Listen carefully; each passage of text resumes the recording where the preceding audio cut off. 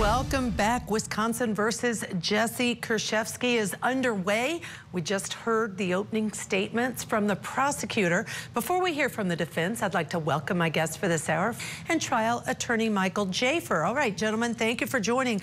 I have to tell you, to me, this opening statement was textbook. There was a theme.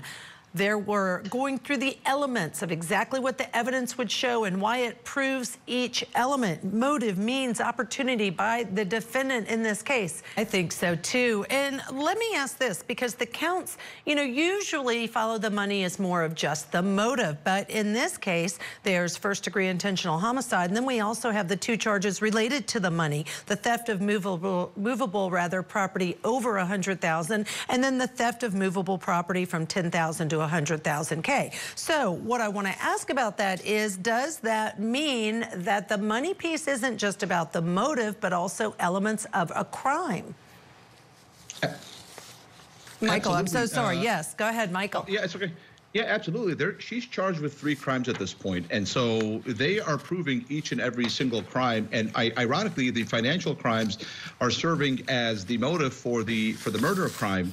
When I was watching that opening statement, I had a visceral reaction. I became very, very, very upset. We all have an elderly person that we love and we care for. Just imagine somebody poisoning that. Let's just say she's innocent until she's proven guilty, but it doesn't seem that there's any debate that she stole money and jewelry and she took advantage of the death. I was visibly upset. The defense are going to have a mountain to climb. They're driving down a road. They just encountered a big, massive wall. They're not able to drive around it, so they're going to have to get out of the car and climb. I'm going to watch them climb in this opening statement. I'm really interested to see how they do it. Yeah, great point. And you're right. Many have older people in their lives that do have caretakers. And to your point, to think that she did this to that caretaker is really hard to stomach. All right, gentlemen, stand by. The state said this is a case of murder, greed, and lies.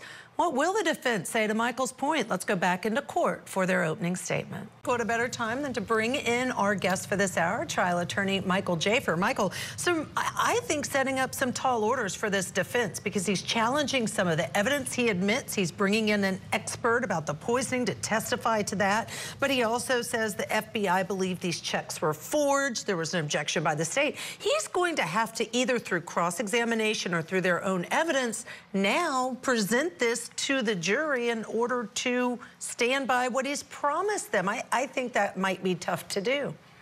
Absolutely. Whenever he makes an opening statement, whenever any attorney makes an opening statement, they're making a promise to the jury about what the evidence will show, and their credibility is on the line, and they would lose credibility if their evidence does not support what they said in their opening statement it would do, right? What I learned from that opening statement was, by watching this trial, I'm going to learn a lot about tetrahydrozoline, which I never heard about before this trial. I'm going to learn about whether or not it's poisonous. I have Visine in my house. I'm going to go throw it away after I'm done with this broadcast, because I have kids and they might drink the Visine. He said something very important in his opening statement that drew an objection, which is very rare to get an objection to your opening statement, which is he said, it's not possible to die from Visine. I don't know the answer to that. Now, obviously, the defense disagrees, and this is going to be the battle of experts.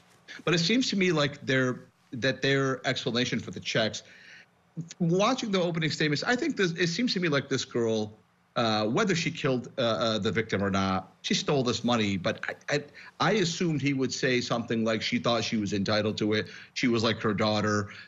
She was in the will. But we're gonna have to find out about the whole forgery thing. I'm a little bit puzzled by that. You know, Michael, when I listen to this case, the opening statements in the case, a couple of things jump out at me, right? I think it was clear that this was a young lady who was taking advantage of a friend who was compromised in some way. And I think you can characterize it clearly under the law as stealing. And I don't think the defense cares one bit about that. If you get her on stealing or forgery, whatever, that's a huge win for them. They're trying to get away from this murder charge. So I want to focus on that. And when I get these cases and I open them up and I read them as if I was going to be representing this person. And I looked at it, I said, there's a lot to work with here. There's the relationship between the two, the different things that they did together and that this victim was aware of, but also there was a ton of medicines inside this woman that really I don't see how the prosecution explains it other than she was attempting to do something to herself. And if that's the case, and it's difficult to determine whether tetrahydrozoline not only can, but did cause the death of this woman, I think that puts the defense in a fairly decent place as far as the highest charge. I fully agree with you. What I came away with from watching the opening statement of the defense attorney, after watching the opening statement of the prosecutor, there's reasonable doubt. Right. Obviously, we have to see what the evidence bears out and how the trial goes on. But even in the opening statement of the prosecutor, he was tying the financial crimes as the motive for her to kill her. But when the defense attorney, as you pointed out, was showing pictures and slides of all the medication bottles, I know that those are very, very, very serious drugs. And he said at one point she had 16 pills of one of the bottles in her system at her death.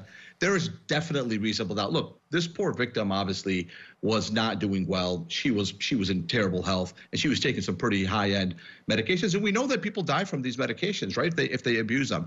So I think there's definitely going to be reasonable doubt, Michael, like you say, on the murder charge. The rest of the stuff, it would be a win, like you said, if she just gets convicted of stealing money for somebody that she didn't kill. But yeah, I agree that there's definitely seems to be a lot of doubt that she poisoned her with the Visine, which is the claim. And what you pointed out, Michael, is exactly what resonated with me in this opening statement. The defense attorney said the prosecution is saying that the victim voluntarily took those 25 to 30 pills, but did not voluntarily take the Visine. And I think that should have been the theme of the entire opening statement. You got to ask the question. Yeah, I agree with you. I think that's a really good question, a really good argument. One other question, you know I love to say get out your crystal ball, but in a case like this where she is saying suicide, is she going to testify?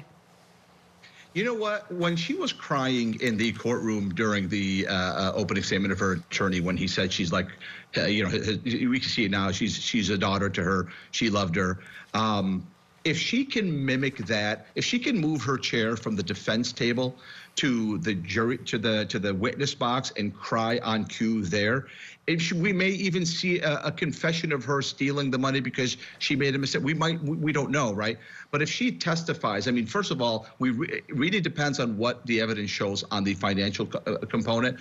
But if she testifies, Judge Ashley, I think it would be good. But my crystal ball tells me she's not going to testify in this case, because of the financial crimes, and she's already cried in front of the jury. That's what my crystal ball tells me for now.